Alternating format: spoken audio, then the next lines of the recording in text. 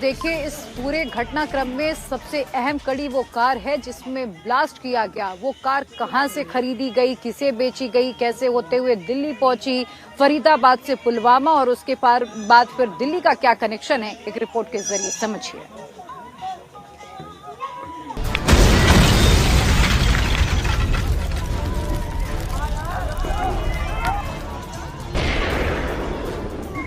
इसी कार में धमाका हुआ और लोगों के चीथड़े उड़ गए। कार में हुआ धमाका इतना जोरदार था कि आसपास खड़ी गाड़ियों में भी आग लग गई। कारों से लपटें उठने लगी। इसीलिए धमाके की जांच का बड़ा फोकस इस कार पर आ गया है। धमाके से पहले इस कार की तस्वीरें देखिए। यही वो कार है जिसमें धमाका हुआ। कार का नंबर है HR26 CE 7674। Hyundai i20 car सोमवार को दोपहर 3:48 पर लाल किले के पास पार्किंग में आई। करीब 3 घंटे तक कार वहां पर रही और शाम 6:48 पर कार पार्किंग से बाहर निकली। जैसे ही कार सुभाष मार्ग ट्रैफिक सिग्नल की तरफ सरक रही थी, उसी वक्त वहां धमाका हो गया। धमाके के वक्त कार में 3 लोग सवार थे।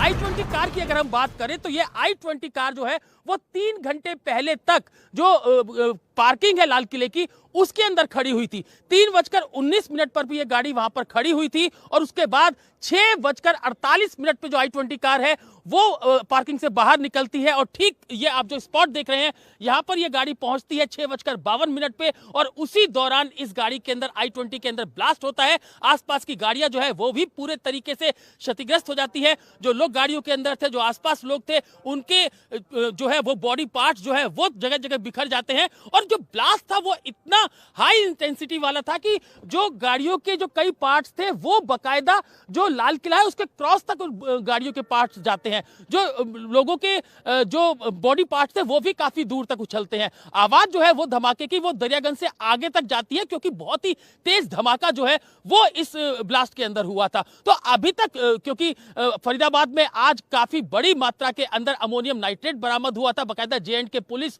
और फरीदाबाद पुलिस ने यह ऑपरेशन चलाया था, तो कहीं ये लग रहा था कि क्या इससे कनेक्शन इस पूरे जो लाल किला के बाहर i20 कार के अंदर ब्लास्ट हुआ है उससे कोई कनेक्शन है। इसकी जांच जो है वो जांच एजेंसियां कर रही हैं। धमाका कार में हुआ, जांच कार से ही शुरू हुई। उसके बाद चौंकाने वाले खुलासे होने लगे। सबसे पहले कार का ये रजिस्ट्रेशन सर्टिफिकेट सामने आया। इसी आरसी से पता लगा कि कार गुरुग्राम के रहने वाले मोहम्मद सलमान के नाम पर दर्ज है। आरसी में कार का पता गुरुग्राम के शांति नगर का है। पूछताछ में पता चला कि सलमान इसी पते पर 5 साल पहले रहता था। पुलिस नए पते पर पहुंची तो नया खुलासा हुआ। सलमान घर पर सोता हुआ मिला। उसने बताया कि कार फरीदाबाद की एजेंसी को बेच दी गई थी। ये सलमान नाम के एक शख्स को पुलिस ने हिरासत में लिया है जिसकी ये गाड़ी थी, लेकिन सलमान ने पुलिस हिरासत में बताया कि उसने अपनी ये गाड़ी जो है वो ओखला में दिल्ली में बेच दी थी। अब ओरिजिनल इसका जो है मालिक कौन है ये आरटीओ ऑफिस कल खुलेगा जब सुबह, तो उसके बाद ही तस्वीर साफ हो पाएगी। लेकिन इतना जरूर है कि इनिशियली स्टेज पर जो पुलिस के पास भी जो है तमाम संसाधन है, गाड़ी का नंबर से जो है उसके मालिक का पता लगाया जा सकता है। तो उसी ऐप के जरिए या उसी संसाधनों के जरिए उस मालिक का पता लगाया गया जिसमें सलमान नाम के शख्स का नाम सामने आया, जिसके बाद उसे पकड़ा गया। जी, इस बीच ये भी खुलासा हुआ कि करीब 2 महीने पहले 20 सितंबर को कार का चालान भी किया गया था। जांच आगे बढ़ी तो पता चला कि कार पुलवामा के रहने वाले तारिक को बेची गई है। इसी बीच कार की ये तस्वीर सामने आ गई जिसमें ये पता लगा कि कार लाल किले के पास पार्किंग से बाहर निकली और धमाका हो गया।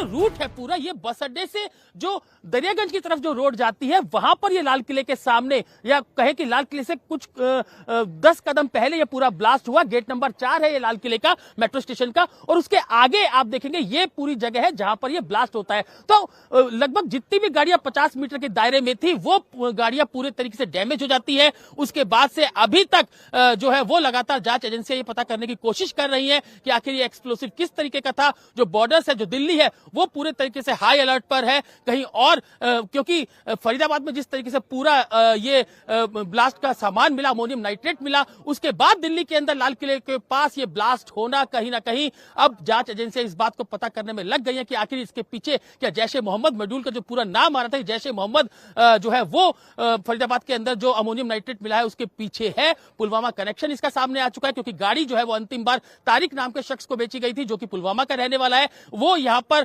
कैसे पहुंचे, जो पार्किंग जो है उसमें ये गाड़ी कितने बजे पहुंची, कैसे कौन लोग उस गाड़ी को लेकर वहां पर पहुंचे, और जब ये गाड़ी बाहर निकलती है तो क्या वो जो लोग जिन्होंने गाड़ी खड़ी की थी वही लोग उस गाड़ी को लेकर निकलते हैं। तमाम चीजें हैं जिसकी इन्वेस्टिगेशन जांच एजेंसियां कर रही हैं।